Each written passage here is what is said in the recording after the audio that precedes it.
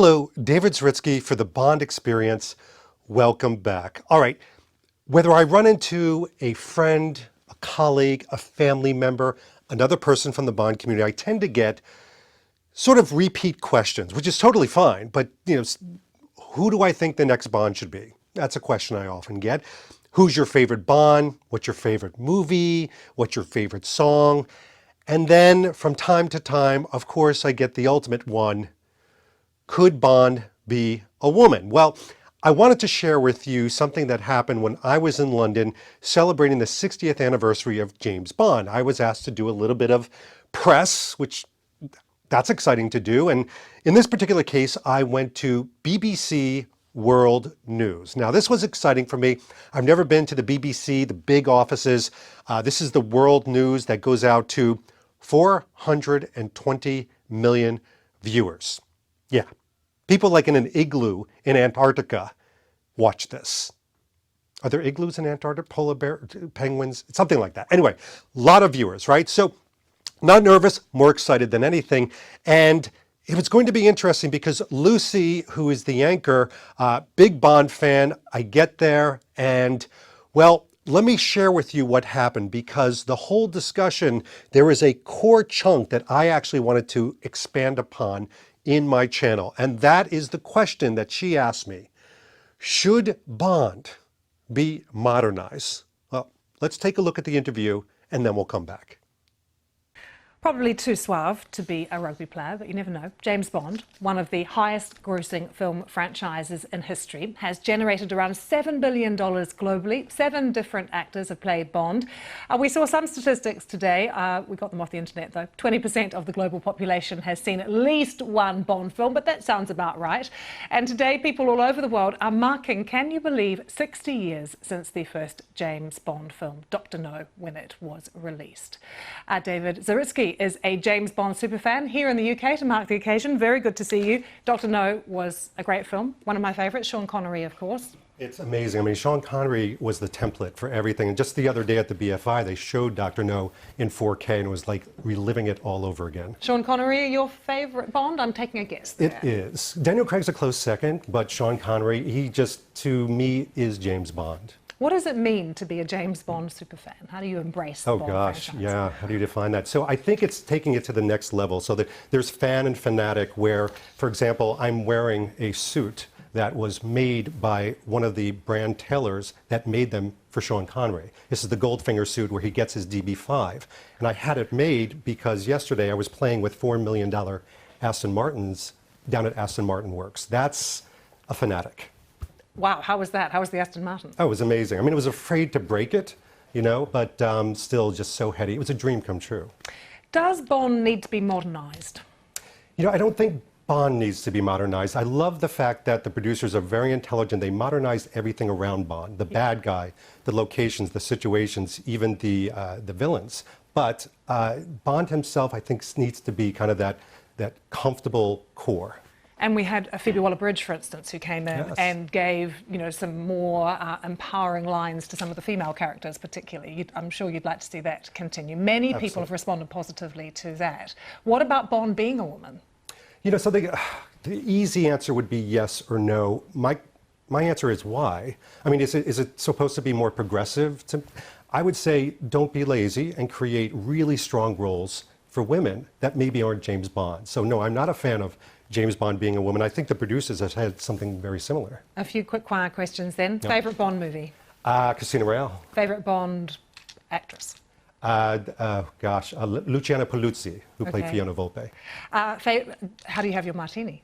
Shaken, not stirred. Have you been in a quiz show about Bond? How did you do? I did well. I think I got 100 out of 100. And finally, favourite Bond theme tune? Oh, that would be Thunderball. Wow. It's been great to have you. Thanks so much. And the suit is fantastic, I have to say. Thank you so much. You've been live with Lucy Hockman. See you tomorrow. Bye-bye.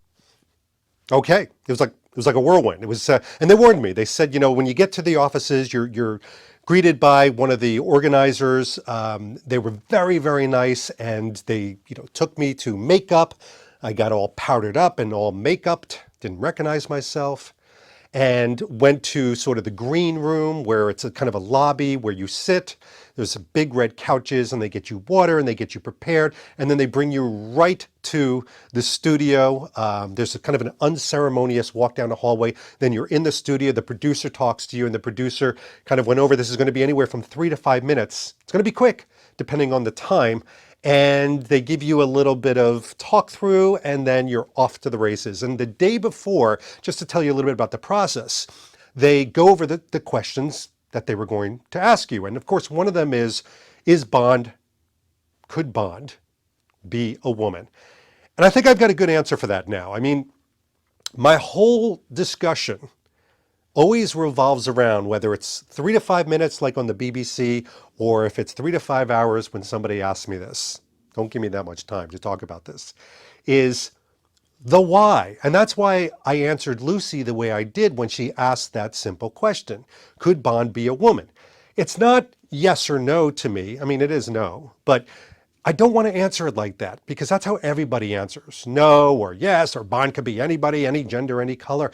But why?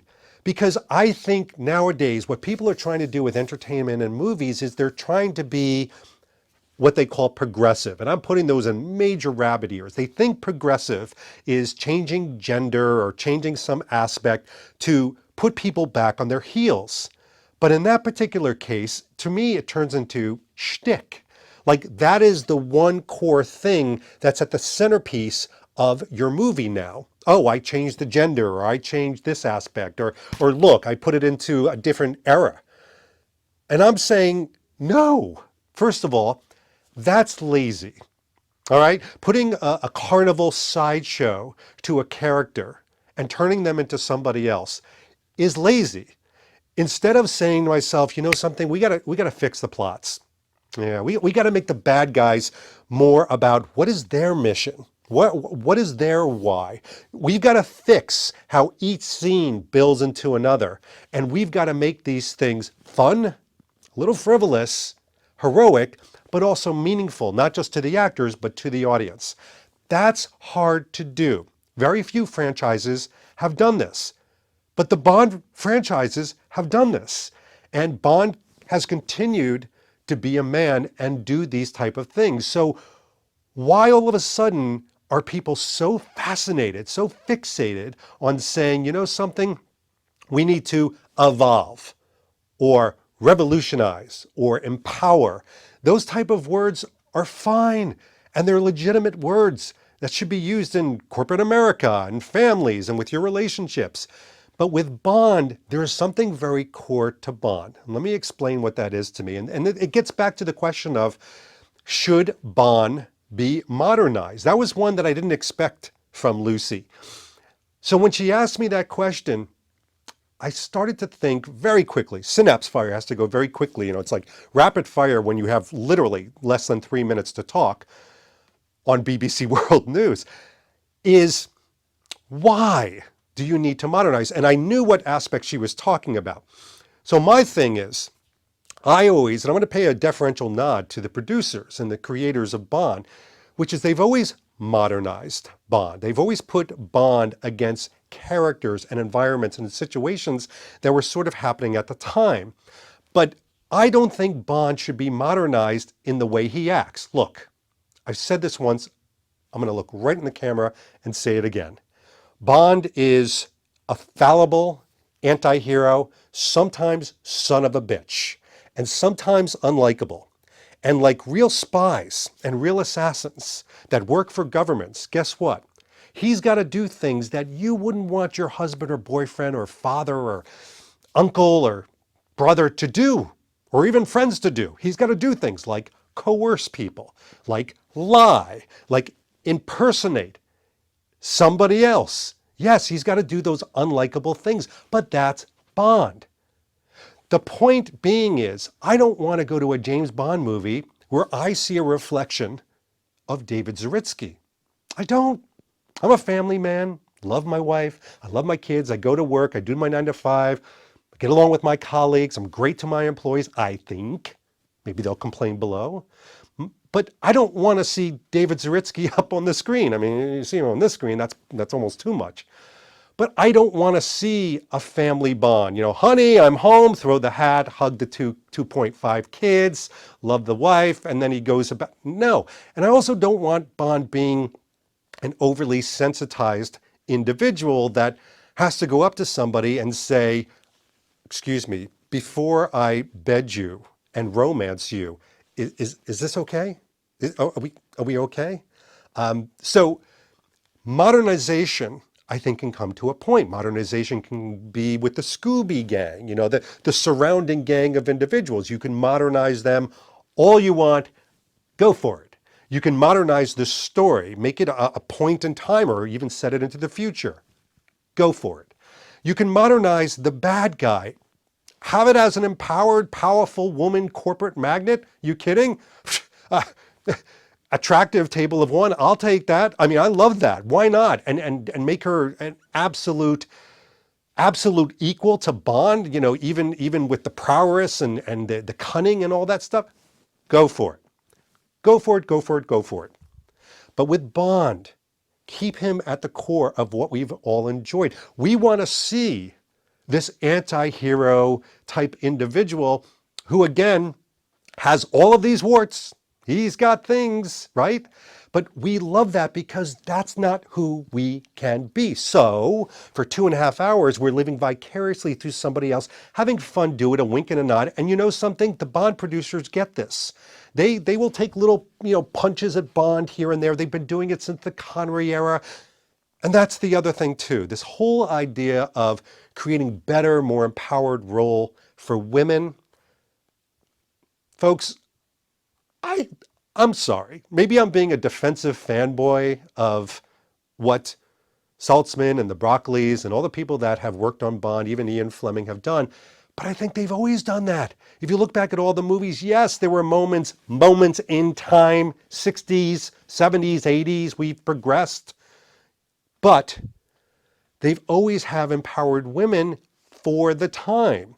You have to add that ending, or else you're looking back at these things with 2022 eyes, and of course you're going to see things that maybe make you cringe and ask questions like, well, shouldn't it be modernized and shouldn't it be empowered and all these things.